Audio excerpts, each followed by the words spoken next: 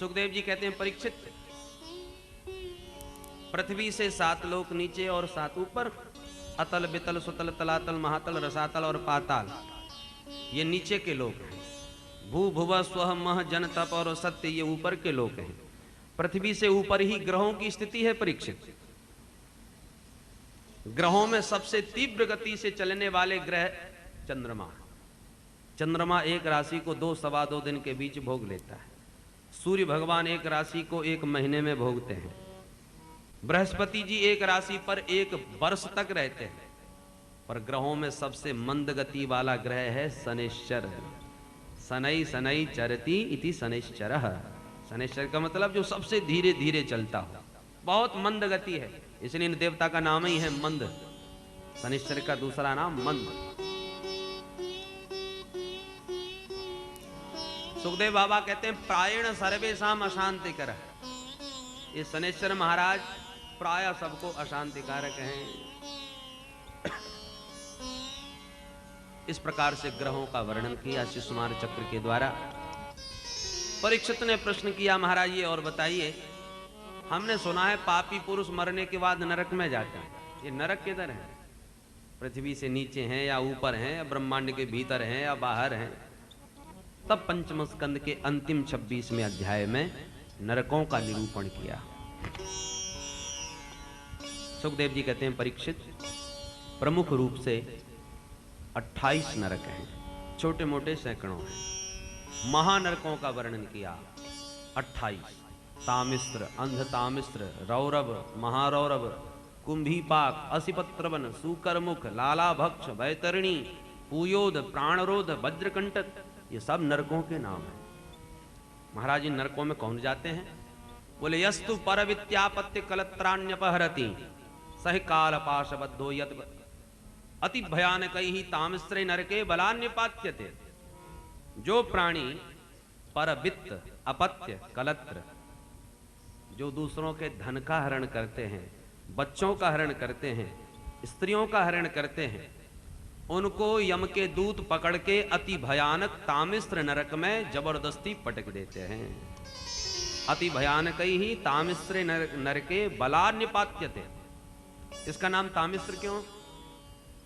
तामा, तामा जैसे लाल होता है, ऐसे यम के दूत इस नरक की भूमि को अग्नि से तपा करके एकदम लाल कर देते हैं और अग्नि संतप्त उस भूमि पर इस जीव को धक्का मार के पटक देते हैं। तब जीव भयंकर कष्ट पाता हुआ चीखता चिल्लाता भागता है। यही तामिस्र नरक की यातना है। मर जाता होगा महाराज? बोले नहीं, जब जीव नरक में जाता है तो उसे यातना देह प्राप्त होता है। उस यातना देह की विशेषता है कि कष्ट बड़े भयानक होंगे, पर मरना भी चाहो तो मर नहीं सकोगे, वो कष्ट आपको भोगने ही पड़ेंगे। उसी प्रकार से एतत् अहम मम इति भूतद्रोहेण केवलम स्वकुटुम्बम एवं अनुदिनम प्रपुष्णाति। ये मेरा है, वो तेरा है, मेरा तेरा करके बस अपने जनों का पेट भरने के लिए दूसरों को लूटने लग जाता है।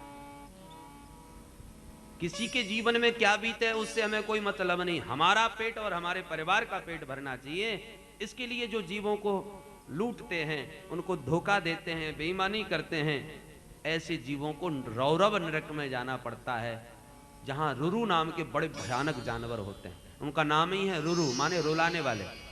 इतने खतरनाक होते हैं देखने में ही कि जो देखे वो डर के मारे रोने लगता है, भयाक्रांत हो जाता है। और ऐसे जीवों से आवृत है वो नरक। जैसे ये प्राणी गिरा कि वो जीव उसे काटने के लिए, खा जाने के लिए दौड़ते हैं। यही रौरव नरक की यातना है। जो जीव जंतुओं की हत्या करके उनका मांस भक्षण करते हैं, ऐसे जीवों को कुंभीपाक नामक नरक में तप्त तेले उपरंधयन्ति, तेल की खौलती हुई कढ़ाई में प्राणी को पटक दिया जाता है, भयंकर कष्ट पाता है। इतने भयानक नरकों का वर्णन किया कि परीक्षित भी कंपायमान हो गए, डर गए। सुखदेव जी सुनाए जा रहे हैं, घर में कोई अतिथि आ जाए, भूखा प्यासा, असमय में कोई आ जाए, तो उसे जो क्रोध भरी दृष्टि से देखता है, ये कहां से हमारा अब रोटी बना के कौन खिलाए, उसको वज्रतुंड नरक में जाना पड़ता है, जहां गीध उसके नेत्रों को निकाल के खाते हैं। पर जब परीक्षित पर दृष्टि पड़ी कि सुखदेव जी ने देखा ये तो बहुत घबरा रहे हैं, तो तुरंत वर्णन बंद कर दिया। परीक्षित तुम इतने क्यों घबरा रहे हो? परीक्षित ने कहा महाराज डरने की बात ही कर रहे हो। संसार में ऐसा कौन प्राणी है जिसने कभी कोई पाप ना किया हो? तो क्या कोई पाप बन जाए तो क्या इतने भयानक नरकों में जीव को कष्ट भोगना पड़ता है? सुखदेव जी बोले हाँ परीक्षित वो तो भोगना पड़ेगा, पर डरने की जरूरत नहीं। परीक्षित तुम इन नरकों को धोबी घाट समझो। कपड़े पहनते पहनते गंदे हो गए, आपने लेकर के धोबी घाट में फेंक दिए। धोबी जी ने उठाया, कुटना मार मार करके सारा मैल बाहर निकाला और चमका करके पेश करके लौटा दिया। ऐसे जीव जब पाप परायण हो जाता है, पाप में प्रवृत्त होकर के मलिन हो जाता है, तो भगवान ने यमराज को बैठा रखा है सफाई करने के लिए। नरक न होते तो ये जीवात्मा की सफाई कौन करता, शुद्धि कैसे होती? बोले महाराज वो तो ठीक है शुद्धि हो, पर इस तरीके से। बोले तो दूसरा भी तरीका हम तुम्हें बताए देते हैं। क्या? बोले वस्त्र गंदा हो जाए तो इसका मतलब यही नहीं है कि धोबी घाट में ही सफाई होगी। अरे बढ़िया बढ़िया साबुन निकले हैं, बढ़िया सा साबुन खरीदो, 2-4 हाथ अपने हाथ से लगा दो, वस्त्र भी साफ हो गया और धोबी घाट में ज्यादा दुर्गति भी नहीं हुई। उसी प्रकार से हमारे शास्त्रों ने बड़े से बड़े पापों का प्रायश्चित लिखा है। शास्त्र विहित पापों का जिसने प्रायश्चित कर लिया, पाप शुद्ध हो गया, नरक में जाने की आवश्यकता ही नहीं रही। सफाई नहीं करोगे उसके लिए बैठे हैं धोबी जी, वो सफाई करेंगे। बोले महाराज वो तो ठीक है, परंतु अब किस पाप का क्या प्रायश्चित है, हम कहाँ ढूंढते फिरें, किससे पूछते फिरें, ये तो बड़ा भारी झगड़ा है। प्रभु आप तो बड़े सर्वज्ञ हो, विद्वान हो, कृपा करके आपने समस्त शास्त्रों का मंथन किया है, कोई ऐसा प्रायश्चित बता दो जो करने में तो सुगम हो परंतु ऐसा शक्तिशाली हो जो सारे पाप तापों को भस्म कर देता हो। सुखदेव जी बोले तो हम तुम्हें एक ऐसा बढ़िया साबुन बताते हैं, या तुमने उसे रगड़ लिया और उसको अपना लिया तो दाग ढूंढते रह जाओगे। महाराज ऐसा कौन सा साबुन है? तब श्री सुखदेव जी महाराज ने पापों की सफाई के लिए बहुत सुंदर एक दिव्य साबुन बतलाया, आप भी नोट कर लीजिए। केचित केवलया भक्त्या वासुदेव परायणः अघं गुणवन्तिका स्नेन निहारमिव भास्करः निहारमिव भास्करः। परीक्षित पापों के अनेक अनेक प्रायश्चित हैं, पर सर्वोत्तम प्रायश्चित है भगवान नाम संकीर्तन। भगवान के नाम का आश्रय लेते ही जीव के समस्त पाप ताप ध्वस्त हो जाते हैं। अंधेरे को दूर करने के लिए कोई दीपक जलावे, कोई बल्ब जलावे, अंधेरा भी दूर होता है पर एक सीमा में। पर जब भुवन भास्कर सूर्य नारायण का उदय होता है फिर तो अंधकार टिक ही नहीं सकता। उसी प्रकार से जैसे भुवन भास्कर सूर्य के द्वारा कोहरा नष्ट हो जाता है, अंधकार ध्वस्त हो जाता है, ऐसे भगवान नाम संकीर्तन का जब सूर्योदय होता है तो सारे पाप ताप ध्वस्त हो जाते हैं। परीक्षित ने कहा महाराज बात सुनने में तो बहुत अच्छी लग रही है पर विश्वास नहीं हो रहा।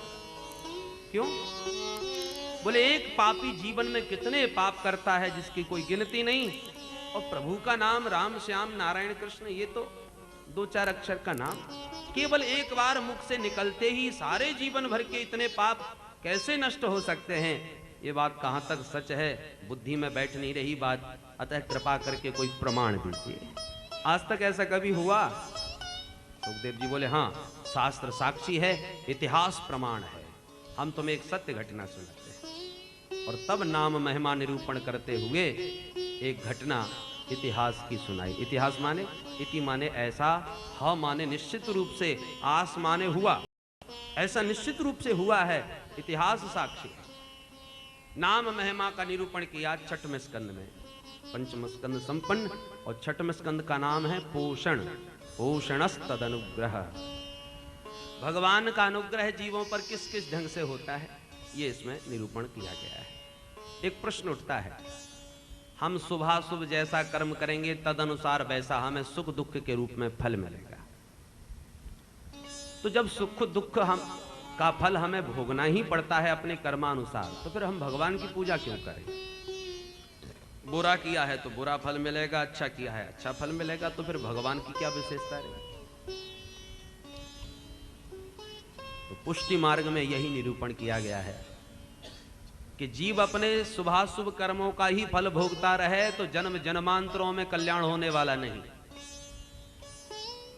भगवान का आश्रय लेने से बड़ा भयानक दुष्प्रारब्ध भी सुगमता से कट जाता है, छूट मिल जाती है।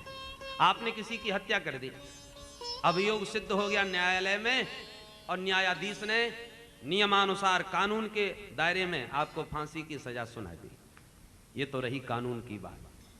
परंतु राष्ट्रपति का ये अपना अधिकार है, यदि वो प्रसन्न हो जाए आपके आचरण से तो वो आपकी फांसी हटा सकता है, बचा सकता है, ये उसका स्वतंत्र अधिकार है।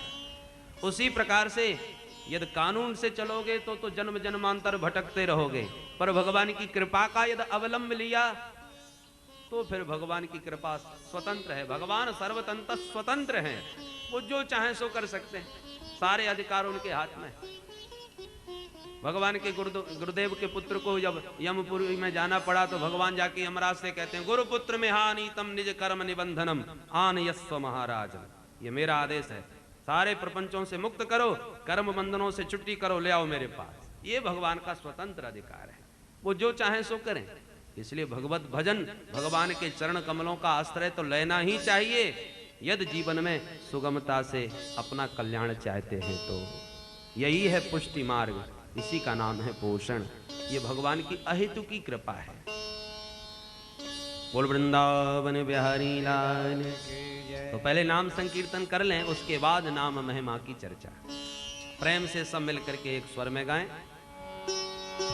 पार करेंगे नैया भज कृष्ण कन्हैया, पार करेंगे नैया भज कृष्ण कन्हैया, पार करेंगे नैया भज कृष्ण कन्हैया, पार करेंगे नैया भज कृष्ण कन्हैया, कृष्ण कन्हैया दाऊ जी के भैया,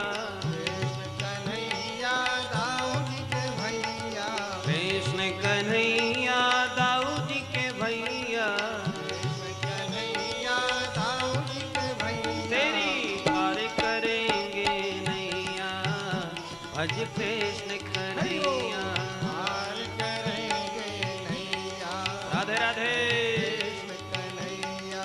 बाल कृष्ण गोपाल हमारो, बाल कृष्ण गोपाल हमारो, कृष्ण गोपाल हमारो, बाल कृष्ण गोपाल हमारो, ब्रजवासन को प्राण प्यारो, ब्रजवासन को प्राण प्यारो, अरे नंद महर को छैया भज कृष्ण कन्हैया, नंद महर को छैया भज कृष्ण कन्हैया, तेरी पार करे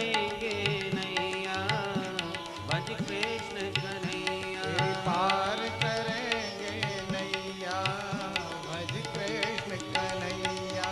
बाल बाल संग धेनु चरावे, बाल बाल संग धेनु चरावे, बाल बाल संग धेनु चरावे, बाल बाल संग धेनु चरावे, लूट लूट दधी माखन खावे, लूट लूट दधी माखन खावे, अरे माखन चोर कन्हैया भज कृष्ण कन्हैया, हरि बोल कन्हैया भज कृष्ण कन्हैया, तेरी पार करेंगे नैया भज कृष्ण कन्हैया, पार करेंगे नैया भज कृष्ण कन्हैया। गोपिन के संग रास रचायो, गोपिन के संग रास रचायो, गोपिन के संग रास रचायो, कामदेव याने मार भगायो,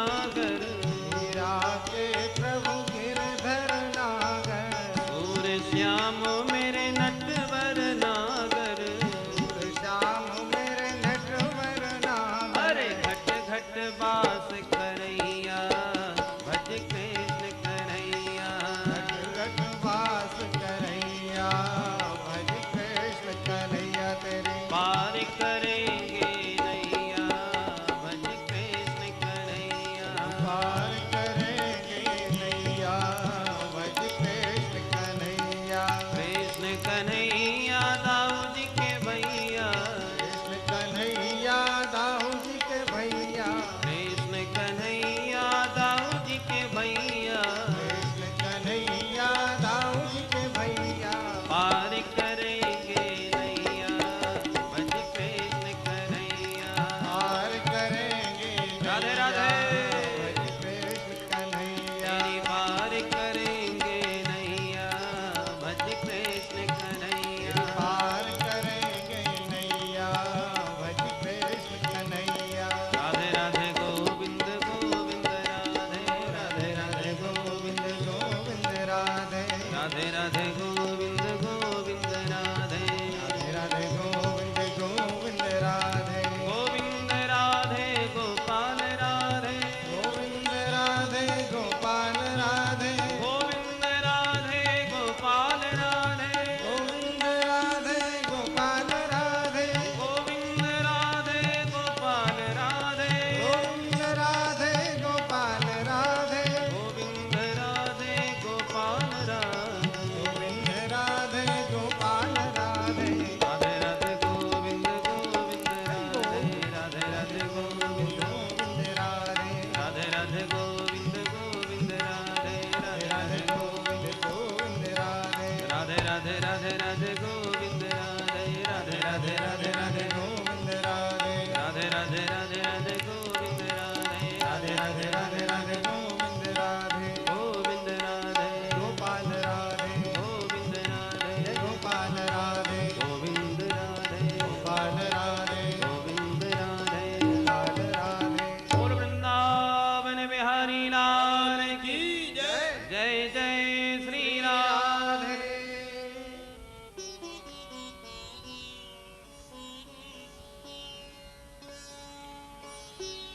कान्य कुब्जे दुजह कश्ये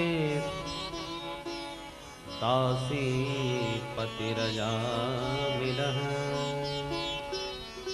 नाम्ना नष्ट सदाचारो दास्या संसर्ग दूषितः।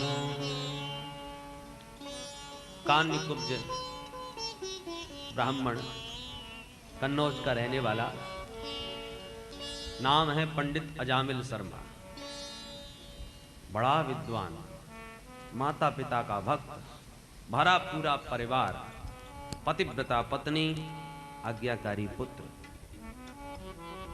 दुर्भाग्य से एक दिन समिधा लेने गया वन में, किसी शूद्र को दुराचार में प्रवृत्त एक वैश्या के साथ देखा और उसी दूषित दृष्टि ने इसकी मति को मलिन कर दिया। पाप दो मार्गों से ही प्रवेश करता है, नेत्र या कान। भद्रम पश्चिम अक्षभिः,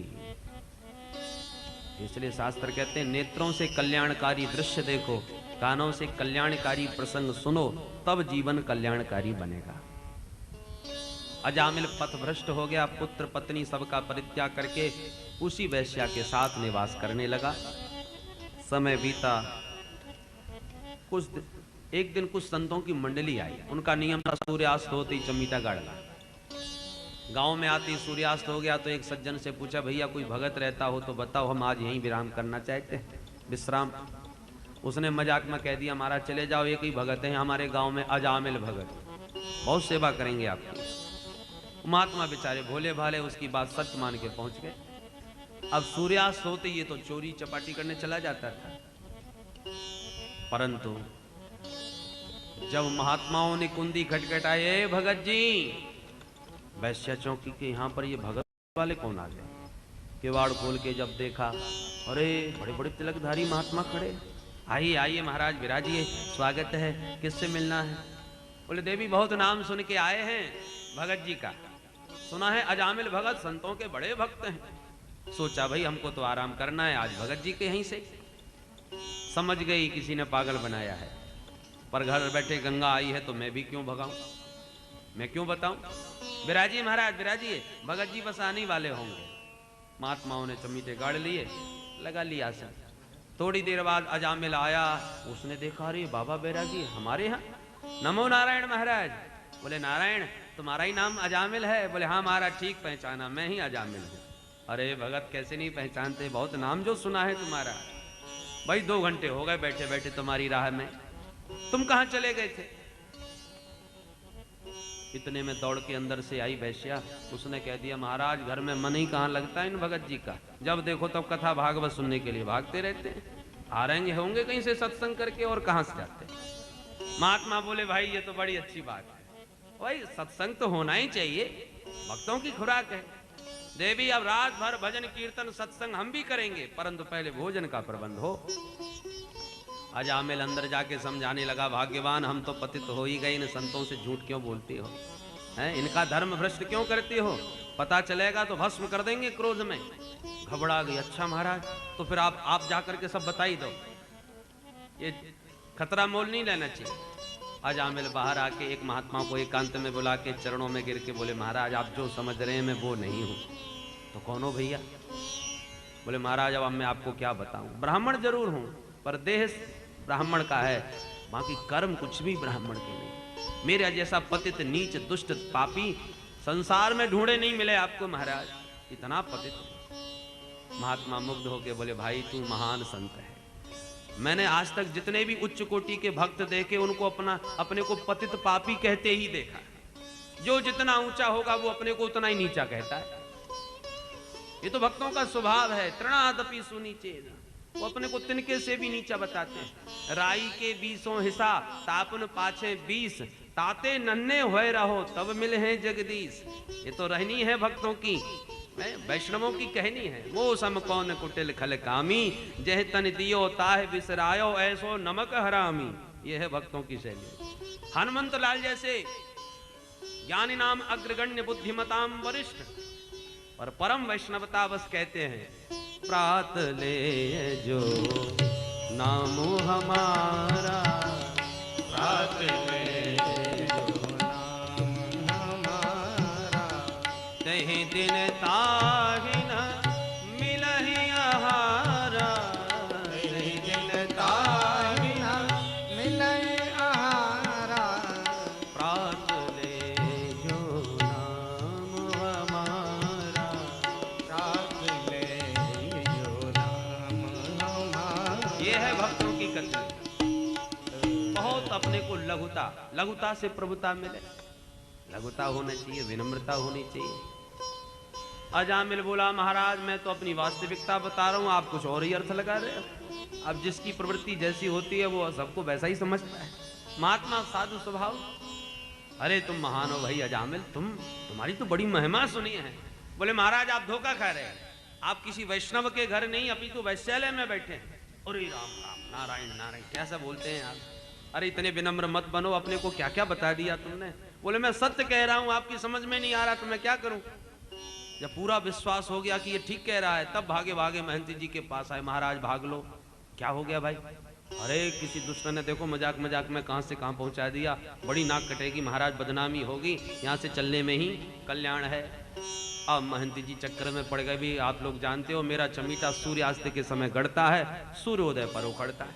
चमीटा तो गड़ गया, अब नहीं उखड़ने वाला, तो अब क्या करेंगे महाराज? महात्मा जी ने सोच समझ के कहा सवई भूमि गोपाल की, ठाकुर जी की ऐसी मर्जी, अब हम क्या करें। अब एक काम करो, इससे सूखा सूखा आटा दाल चावल लो, अपने हाथ से टिक्कर बनाओ, ठाकुर जी का भोग लगाओ, पा जाओ। ठीक है महाराज। अजामिल से कहा भैया जो होना था सो हो गया, अब तो तुम हमें सूखा सूखा सीधा दो। लिया प्रसाद बनाया, प्रेम से पाया, रात भर खूब भजन कीर्तन गाया। प्रातः काल होती महात्मा चलते बने। अजामिल ने चरण पकड़ लिए, महाराज कोई भूल चूक रही हो क्षमा कीजिए। महंत जी बोले भैया तेरा अन्न खाया है, अब तुझे आशीर्वाद तो देना ही पड़ेगा। ये बता घर में कितने सदस्य हैं? बोले महाराज हम दोनों के अतिरिक्त हमारे बच्चे हैं 9 बच्चे हैं। क्या नाम रखा है?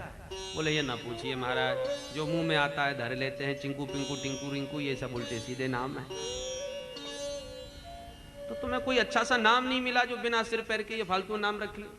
अरे महाराज हमारे यहाँ कोई आते ही कहाँ है भगत जी, कोई विद्वान आता ही नहीं नामकरण करने। यदि आप कोई नाम रखना चाहते हो महाराज तो आप बता दो, 10वां बेटा होने वाला है, आप जो कहोगे वही नाम रख लूंगा उसका। महंती जी मुस्कुराए, अच्छा ये बात है तो अब की बार बेटा हो नाम रखना नारायण। अच्छा महाराज ठीक है याद रखूंगा। इतना कह के महात्मा तो चले गए और इसी अजामिल को ये थोड़ा सा संतों का संग कल्याण का मार्ग प्रशस्त करने वाला बन गया। पुत्र हुआ 10वां, नाम रखा नारायण। छोटे पुत्र में स्वाभाविक प्रेम होता भी ज्यादा है। अजामिल का बहुत प्रेम हो गया अजामिल नारायण में। अब हर बात में उसी को बुलाता, बेटा नारायण पानी लाओ, बेटा नारायण भोजन लाओ, बेटा नारायण चलो घूमने चलें, हर बात पे।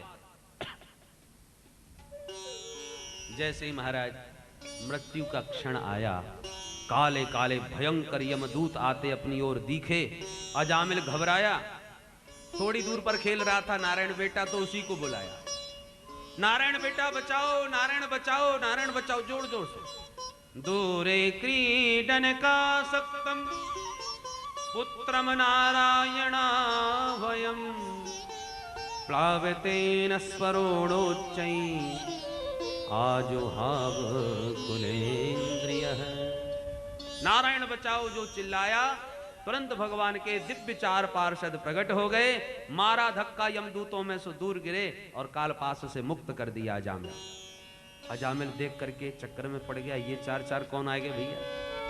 यमदूत एकदम उठ के खड़े हो गए, ए भाई ये तुम चमकीले चमकीले बीच में कहां से आ टपके, कौन हो। विष्णु दूतों ने कहा पहले तुम बताओ तुम कौन हो। यमदूत बोले हम यमराज के दूत हैं, पापियों को पकड़ने का ही काम करते हैं, तो इस पापी को पकड़ने आए, तुम्हारा परिचय। नारायण दूतों ने कहा कि हम नारायण के सेवक हैं, जो नारायण को पुकारते हैं उन्हें लेने हम आ जाते हैं। तुमने सुना नहीं कितनी जोर से नारायण को पुकार रहा है, खबरदार अब हाथ मत लगाना। अब झगड़ा हो गया। नारायण प्रेम से नाम संकीर्तन करें, बोल स्वामी जी महाराज की। नारायण नारायण नारायण श्रीमन नारायण नारायण नारायण भजमन नारायण नारायण नारायण भजमन नारायण नारायण नारायण भद्री नारायण नारायण नारायण भद्री नारायण नारायण नारायण भद्री नारायण नारायण नारायण भद्री नारायण नारायण सत्यनारायण नारायण नारायण सत्यनारायण नारायण सत्यनारायण नारायण नारायण सत्यनारायण नारायण नारायण भजमन नारायण नारायण नारायण भजमन नारायण भजमन नारायण नारायण नारायण भजमन नारायण केशव नारायण नारायण नारायण केशव नारायण नारायण नारायण केशव नारायण नारायण नारायण केशव नारायण नारायण नारायण माधव नारायण नारायण नारायण माधव नारायण नारायण नारायण माधव नारायण नारायण नारायण माधव नारायण नारायण नारायण राम नारायण नारायण नारायण राम नारायण नारायण नारायण भजमन नारायण नारायण नारायण भजमन नारायण नारायण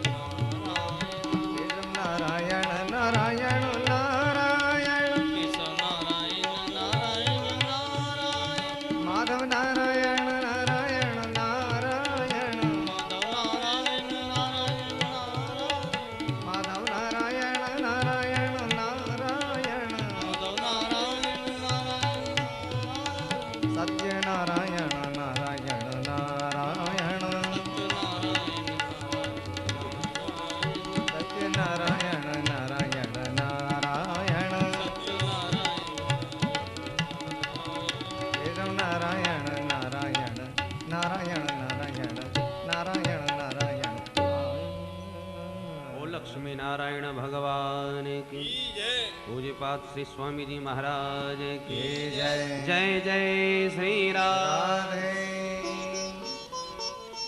सांकेत्यं पारिहास्यं वा स्तोभं हेलनमेव वा वैकुंठनाम ग्रहणम् अशेषागहरं विदुः। वस्तु शक्ति ज्ञान की अपेक्षा नहीं रखती। अग्नि को धोखे से छुओ तो भी जलोगे, जान करके छुओ तो भी जलोगे। विष को धोखे से पियो तो भी मरोगे, जान के पियो तो भी मरोगे। गंगा जी को धोखे से पियो तो भी तरोगे, जान करके पियो तो भी तरोगे। वस्तु शक्ति ज्ञान की अपेक्षा नहीं रखती। वस्तु में जो शक्ति है वो तो अपना चमत्कार दिखाएगी ही, तुम्हें उसका बोध हो या न हो। भगवान के नाम में जो दिव्य शक्ति है उसका तुम्हें ज्ञान हो या न हो, पर प्रभु का नाम यदि लोगे तो प्रभु का नाम तो अपना चमत्कार दिखा के ही रहेगा। श्री वेद व्यास जी महाराज तो यहां तक कहते हैं, नामस्त यावतीर शक्तिर पाप निर्हरणम हरे तावत कर्तुम न शक्नोति पातकम पातकी जनाः। प्रभु के दिव्य नाम में जितने पापों को भस्म करने की सामर्थ्य है, उतनी सामर्थ्य एक बड़े से बड़े पापी में पाप करने की नहीं। एक चिनगारी ईंधन के पहाड़ को जला के राख कर देती है। भगवान के नाम में अनंत गुण है, अनंत शक्ति है। भगवान के पार्षद प्रकट हो गए। अजामिल ने तो सचमुच अपने बेटे को ही पुकारा था, परंतु नाम तो प्रभु का है। झगड़ा हो गया यमदूतों से। यमदूत कहते हैं तुम नहीं जानते इसके बेटे का नाम नारायण है। आप व्यर्थ में अपने स्वामी का नाम समझ रहे हो। पार्षद भगवत पार्षद कहते हैं इसके बेटे का नाम नारायण है भी तो 2-4 साल पहले ही रखा गया है, और हमारे स्वामी का अनंत ये नाम तो बहुत पुराना है, तो नाम किसका माना जाएगा, हमारे स्वामी का इसके बेटे का। इसलिए इसने किसी भी भाव से कैसे भी कहा हो, पर नाम तो हमारे स्वामी का लिया है। भाय को भाय अलग आलस हूँ, भाय को भाय अलग आलस नाम जपत मंगल दिस दस हूँ, नाम जपत मंगल दिश दस हूँ। भाय को भाय अलग आलस हूँ, भाय को भाय अलग आलस हूँ। किसी भी भाव से कैसे भी प्रभु का नाम का आश्रय लो, प्रभु का नाम तो अपना चमत्कार दिखा के ही रहेगा। बोलो जय श्री कृष्ण। बहुत झगड़ा हुआ, अंत तो गत्वा पुनः पकड़ने का प्रयास किया तो विष्णु दूतों ने ऐसी पिटाई करी कि यम के दूत भागते ही नजर आए। अजामिल लेटा लेटा सब सुन रहा था, उसे बड़ा आश्चर्य हुआ। तुरंत दौड़ा भगवत पार्षदों के चरणों को पकड़ने के लिए, तो चारों पार्षद भी अंतर्धान हो गए। अब सच्चा वैराग्य अजामिल को हुआ, मैं तो सचमुच बेटे को ही बुला रहा था। अजामिल की कथा से नाम की महिमा नहीं गाई जा रही, ये नामाभास की महिमा है। धोखे से प्रभु का नाम लेने वाले का ये चमत्कार है, तो सचमुच नाम के स्वरूप को समझ करके नाम लिया जाए, उसका कितना चमत्कार होगा। उसका तो महत्व भगवान से भी पूछो तो भगवान भी संभवतः ना बताएं। कहो कहां लग नाम बढ़ाई, राम न सकहि नाम गुण गाई। ऐसी प्रभु के नाम की दिव्य महिमा है। वैसे तो नाम नामी में भेद नहीं, को बड़ छोट कहता अपराध हो, पर गोस्वामी जी ने तो नाम निरूपण में ऐसी अद्भुत महिमा गाई है कि नाम को ही श्रेष्ठ सिद्ध करने का प्रयास किया। आपको स्वरूप से कोई कोई जानता होगा, परंतु नाम से बहुत लोग जानते हैं। भाई आपका नाम बहुत सुना था, और पता नहीं था कि आप ही हो, पहली बार दर्शन किया। अजामिल को वैराग्य हो गया, बार बार अपने को धिक्कारने लगा। धिगमाम विगरहितम सद्भिर दुष्कृतम कुल कज्जलम हित्वा बालाम सतीम योगम सुरापामसती मगाम। धिक्कार है मुझे, मैंने अपने निर्मल कुल में कलंक लगा दिया। मेरे जैसा पतित कौन होगा? अपने वृद्ध अनाथ पितरों को मैंने परित्याग करके इस दुष्टा का संग किया। मैं अभी अभी कोई स्वप्न तो नहीं देख रहा था कि मिदम स्वप्न, पर नहीं, ये स्वप्न नहीं है, सत्य है।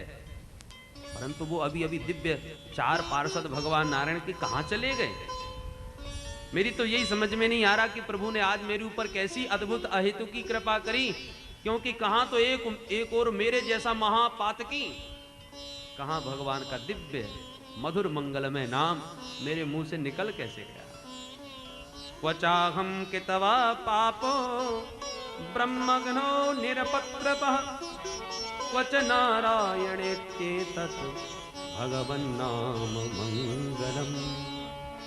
बार बार अपना मन में पश्चाताप करता गंगा तट हरिद्वार में आया, घोर तपस्या करते हुए अंत में परम पद को प्राप्त किया।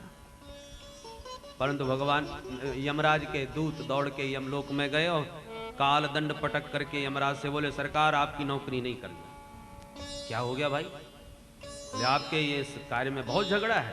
पहले तो आप ये बताइए, संसार में जीवों पर शासन करने वाले कितने हैं? आज तक हम आपको ही समझते थे, पर आज पहली बार पता चला कि और भी कोई है। कति संति है शास्तारो जीवलोकस्य वै प्रभो त्रैविध्यम कुर्वतः कर्म फलाभिव्यक्ति हेतवः।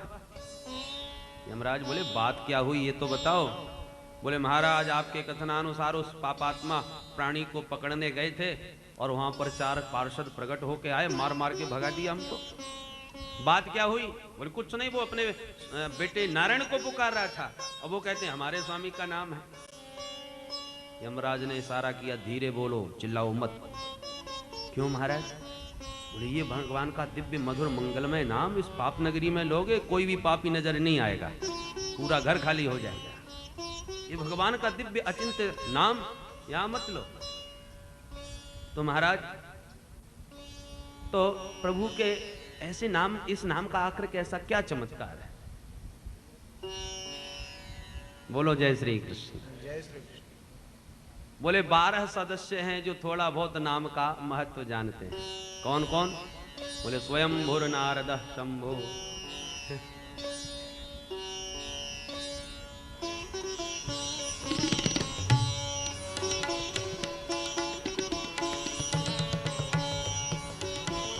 वैसे तो जब जीवन का अंतिम काल आता है तो यम के दूत तभी पकड़ने आते हैं, और महाराज श्री ने बतलाया है कि फिर अभी अभी महाराज कह रहे थे कि जब लेने आए थे तो लेके ही जाते, छोड़ क्यों गए अजामिल को।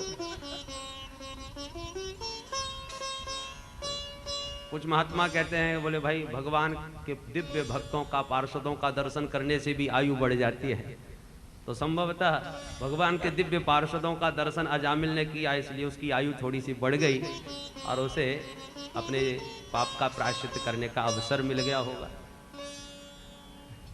बोल वृंदावन बिहारी नाथ की जय। तो अजामिल को अवसर मिल गया और उसने गंगा तट पर खूब तपस्या करी और पाप का पश्चाताप किया, प्रायश्चित किया। 12 नाम लिए और 12वां नंबर अपना भी बताते हैं धर्मराज। तो भाई, हम कुछ लोग हैं जो महत्व थोड़ा बहुत जानते हैं। स्वयं भूर नारद शंभु कुमार कपिलो मनु प्रहलादो जनको भीष्मो बलिर वैयासकिर वयम 12 बिजानी वो धर्मान भागवतम भटा। ये 12 भागवत है। धर्मराज कहते हैं, भैया तुमने तो प्रत्यक्ष प्रभु के नाम का चमत्कार देख लिया, अब तुम्हें मैं नाम महिमा क्या बताऊं। नामोच्चारण माहात्म्यम हरे पश्यत पुत्र का अजामिलोपि ये नैव मृत्यु पासादमुच्यत। अजामिल को तुम छू न सके, जब धोखे से प्रभु का नाम निकला उसके मुंह से तब, और कहीं सचमुच नारायण को ही पुकारा होता तो संभवतः तुम देख भी ना सकते। यमदूतों ने कहा महाराज ये तो बड़े झगड़े वाली बात हो गई, अब हमें ये बताइए हम किसको पकड़ने जाया करें और किससे दूर रहा करें। यमराज ने कहा अच्छा तो नोट कर लो, जिह्वा न भक्ति भगवत गुण नाम धेयम चेतश्चन स्मरति तच्चरणारविंदम कृष्णाय नो नमति यच्चिन एकदापि तानानयद्वमसतो कृतवेष्टु कृत्यां। जिनकी जिह्वा से हरि का नाम न निकले उन्हें पकड़ के मेरे पास लाओ।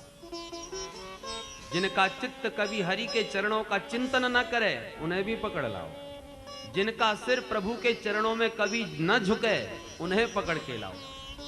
और भगवत भक्तों को, भगवत कथा रसिकों को छूने की भी कोशिश मत करना। इस प्रकार से यमराज ने समझाया अपने दूतों को।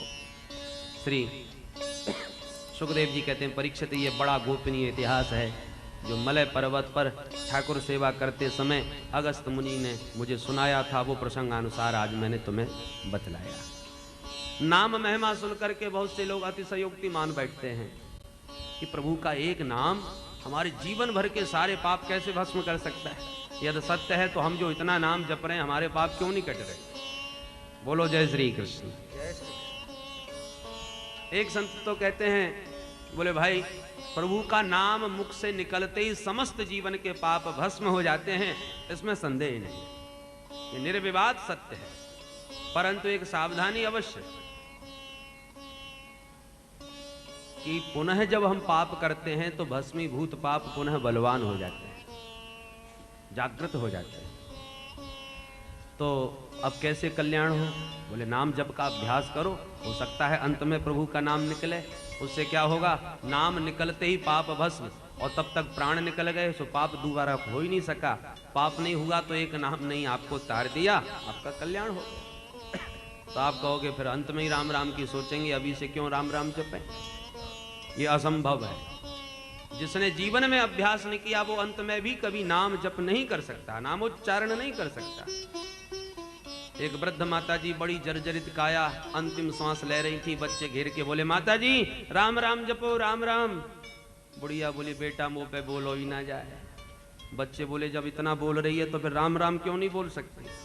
बोले बेटा कहा बताऊं, बोलो ही ना जाए। अब बच्चे बड़े परेशान। एक सज्जन बोले तुम पीछे हटो, मैं देखता हूं कैसे नहीं बोलती माता जी। अच्छा माता जी ये बताओ आपसे क्या नहीं बोला जाता? उन्होंने अपने दिमाग से काम लिया कि जब हम पूछेंगे क्या नहीं बोला जाता तो कहेंगे हमसे राम राम नहीं बोला जाता, प्रभु का नाम तो निकले कैसे भी। बोलो माता जी आपसे क्या नहीं बोला जाता? बुढ़िया बोली बेटा जो तू बुला वो चाहे बस वो ही ना बोल सकूं मैं, राम राम नहीं बोला। जन्म जन्म मुनि जतन कराही, अंत राम कहे आवत नहीं। बड़े बड़े महात्मा लोग चूक जाते हैं अंत में। अथवा ये कहो महात्मा लोग जीवन भर जन्म जन्मांतर नाम जप का अभ्यास करते हैं, तब अंत राम कहे, तब अंत में राम कह करके और फिर आवत नहीं, फिर संसार में लौट के नहीं आते। बोलो जय श्री कृष्ण। तो जो बड़े बड़े योगियों को महात्माओं को दुर्लभ है वो मनमानी करने वाला अंत में नाम जप कैसे कर सकता है? इसलिए आश्रय नाम का लो, निरंतर जाप करो, अभ्यास करो तो अंत में बात बन जाए। प्रभु की कृपा से संभव हो सकता है। कुछ संत कहते हैं बोले एक मणि ऐसी होती है जिसकी उपस्थिति में अग्नि कितनी भी प्रज्वलित हो पर अपना प्रभाव नहीं दिखा पाती, जला नहीं पाती। उसी प्रकार से भगवान का नाम तो दिव्य है, परंतु यदि नामापराध जीवन में बना तो नामापराध की उपस्थिति में, नामापराध बनने पर नाम का वह चमत्कार नहीं होता जो होना चाहिए। 10 प्रकार के नामापराध संतों ने गिनाए हैं। भगवान के नाम से, नाम के प्रभाव से और अधिक को, दूसरे को महत्व अधिक देना, नाम जब की महिमा से अधिक किसी की महिमा मानना नामापराध है। पाप करते में चलो नाम जप करके इस पाप को धो लेंगे, तो नाम का आश्रय लेकर के पाप कर्म में प्रवृत्त होना, ये सब नामापराध हैं। नामापराधो दश। तो उन नामापराध से यदि बचते रहे तो नाम अपना दिव्य चमत्कार दिखाएगा। नामापराध किया तो नाम फिर वह चमत्कार नहीं दिखा पाता। बोलो जय श्री कृष्ण। इस प्रकार से प्रभु के नाम की दिव्य महिमा सुनाई।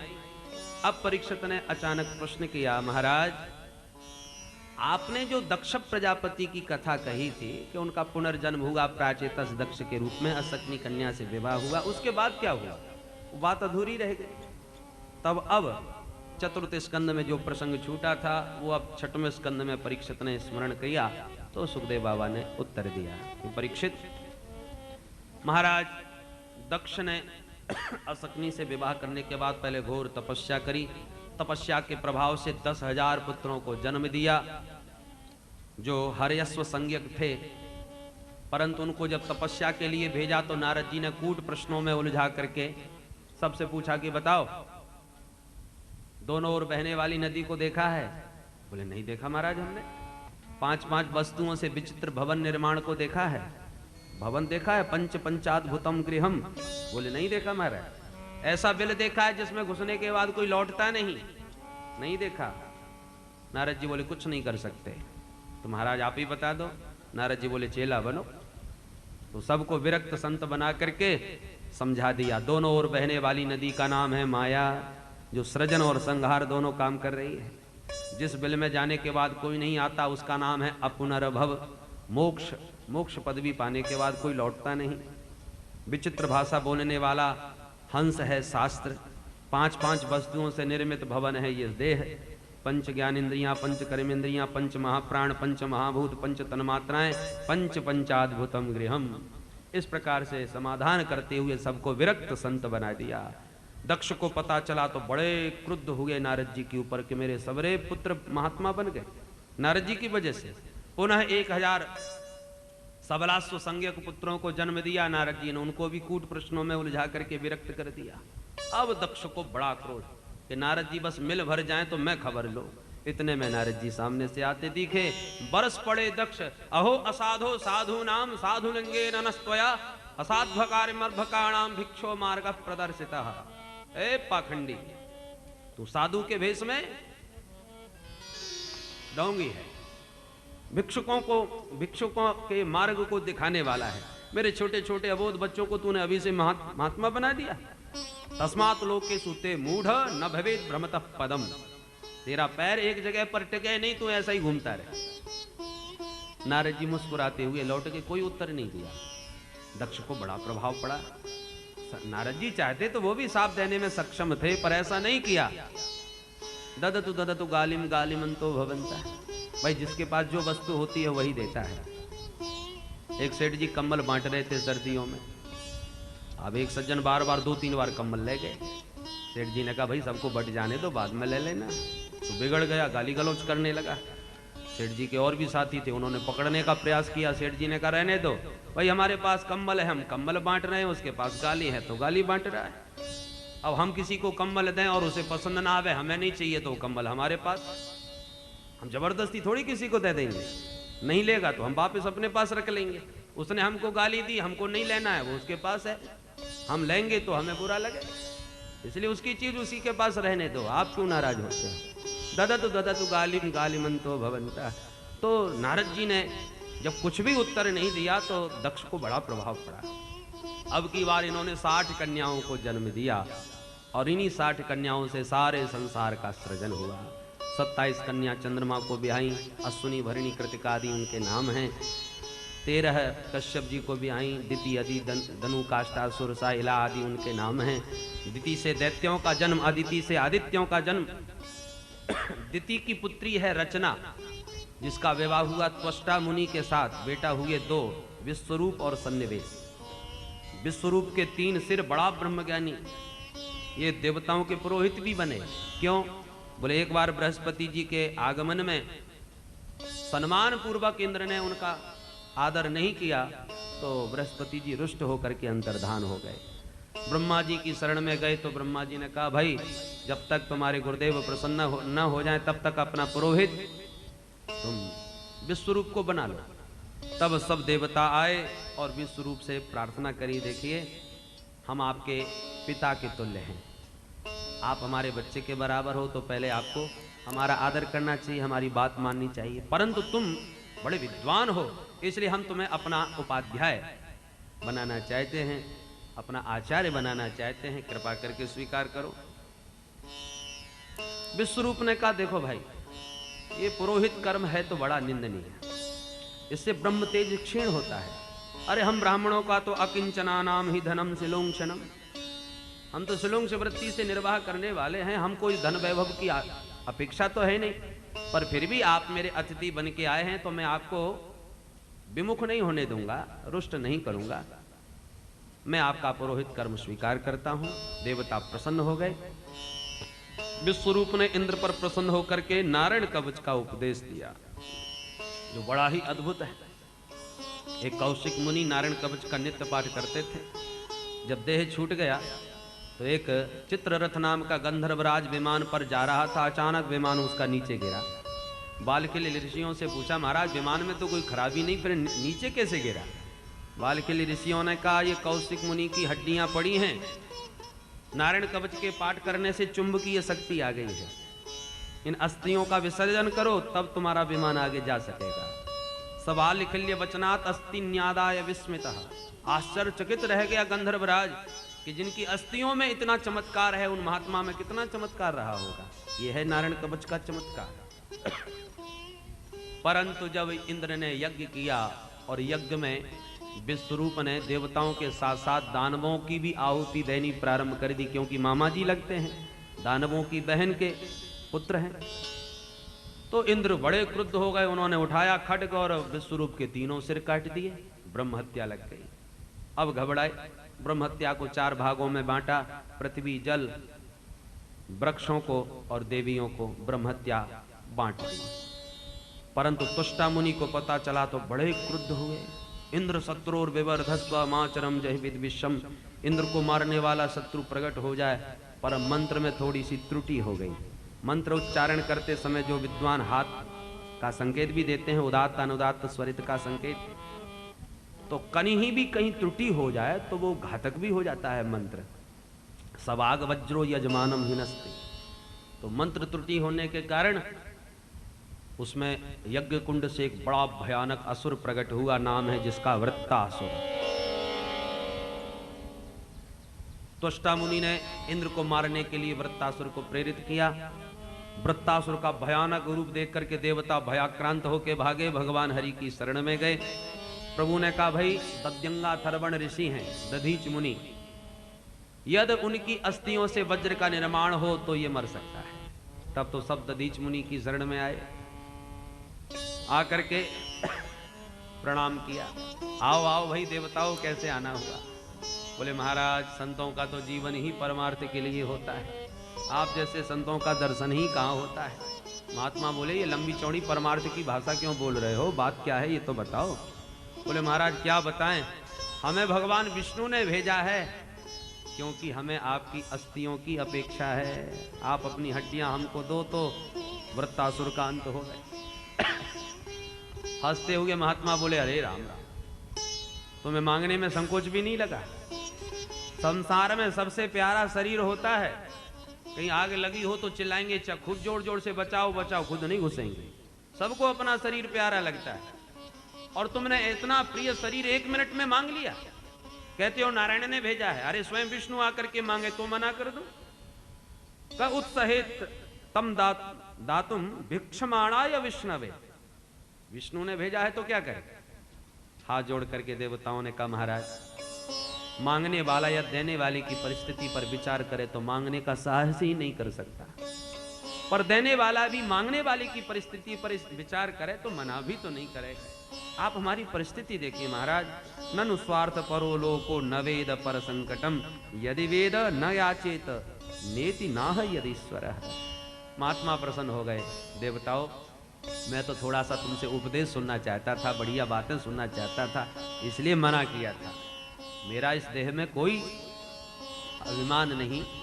मैं जानता हूं मरने के बाद क्रम विट भस्म 3 ही गति इस शरीर की होती हैं, और ऐसा ये अध्रुव शरीर तुम्हारे कार्य आवे, ये तो बड़े सौभाग्य की बात होगी। इतना कह के ध्यान मग्न बैठ गए। शरीर में खाद्य पदार्थ लगा दिया, जिसे गायों ने चाटते चाटते केवल अस्थियों को छोड़ा, और उससे वज्र का निर्माण विश्वकर्मा ने किया। उस वज्र को लेकर के वृत्तासुर से युद्ध में उपस्थित हुए इंद्र। इंद्र के हाथ में वज्र जब वृत्तासुर ने देखा तो रणभूमि में ही पहले तो खुश हुआ, बड़े सौभाग्य की बात है देवराज, जो कम से कम आज तुम मेरे सामने तो आए, नहीं तो भागते फिर रहे थे।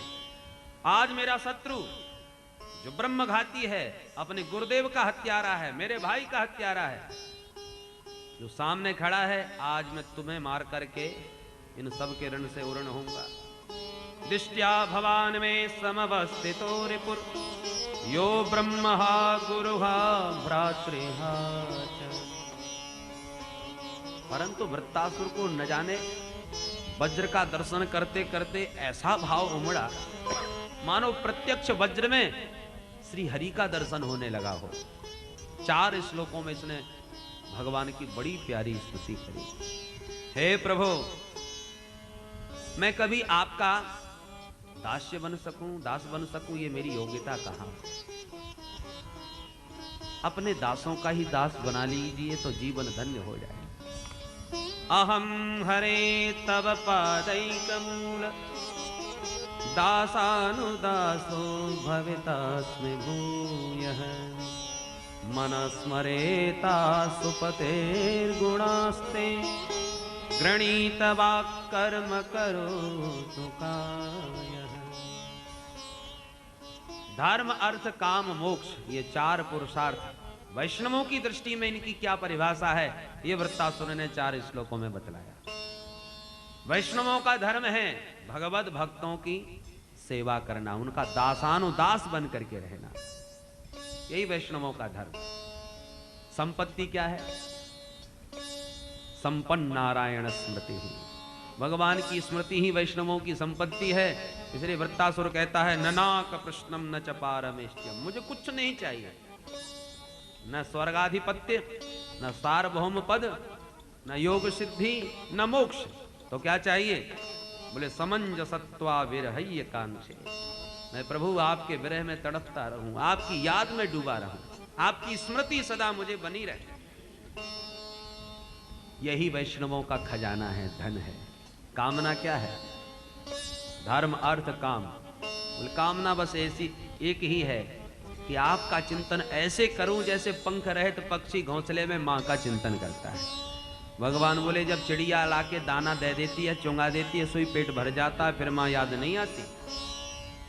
अच्छा प्रभु, तो ऐसा चिंतन करूं जैसे बछड़ा घर में बंधा हुआ गाय का चिंतन करता है, सूर्यास्त होते ही रमाने लगता है, छटपटाने लगता है मां से मिलने को, ऐसे ही आपको मिलने के लिए मैं तड़फूं। भगवान बोले इसमें भी स्वार्थ। मां आकर के प्रेम से दूध पिला देती है, सुई मां बैठी रहे, फिर बछड़े को वो लगन नहीं रहती मिलने की। तो तीसरा दृष्टांत देता है महाराज, जैसे परदेश गए हुए अपने पतिदेव का उसकी प्रिया सर्वदा घर में बैठी सतत चिंतन करती है, ऐसे ही प्रतिपल प्रतिक्षण आपका स्मरण करो। एक राजा परदेश गए, परदेश से पत्र डाला, देवियों तुम क्या चाहती हो मांगो, हम यहाँ से आपके लिए वही वस्तु लाएंगे। तो सबने अपनी अपनी रुचि पत्र में लिख दी, हमारे लिए साड़ी लाना, हमारे लिए वहाँ की चप्पल बहुत अच्छी है बोल खरीद लाना, हमारे लिए हार ले आना, जिसने जो इच्छा थी वो लिख दी। सबसे छोटी रानी ने कहा महाराज मुझे किसी वस्तु की अपेक्षा नहीं, आप शीघ्र लौट करके मेरे पास आ जाएं, यही मेरी कामना है। तो राजा ने जब पढ़ा तो बड़े खुश हुए, जिसने जो मांगा था सब पैक किया, और जब आए स्वदेश तो जिसने जो मांगा था वो वस्तु उनके पास भेज दी, और सर्वप्रथम छोटी रानी के पास स्वयं आए, क्योंकि उनकी कामना स्वयं राजा के प्रति थी और की कामना वस्तुओं में थी। तो वृत्तासुर कहता है प्रभु मैं सतत प्रतिपल उसी प्रकार आपका स्मरण करूं जैसे एक प्रिया प्रियतम में जब परदेश चले जाते हैं तो उनका सतत स्मरण करती है। हे अरविंदाक्ष, हे कमलनयन प्रभु, ऐसे ही आपका स्मरण बना रहे। मोक्ष बोले मरना जीना छूट जाए ऐसा मोक्ष नहीं चाहता। तो बोले मैं तो चाहता हूं कर्मानुसार संसार में बार बार जन्मूं, बार बार मरूं, संसार चक्रे भ्रमतस्व कर्म भी। तो चाहते क्या हो? बोले हर जन्म में हर देह में आपके भगवत भक्तों का संग प्राप्त होता रहे, बस यही मेरा कल्याण है। ममोत्तम श्लोक जनेषु सख्यम, उत्तम श्लोक माने उत्तम है कीर्ति संसार में जिनकी, ऐसे भगवत भक्त का संग मुझे हर जन्म में मिले। संसार में आसक्त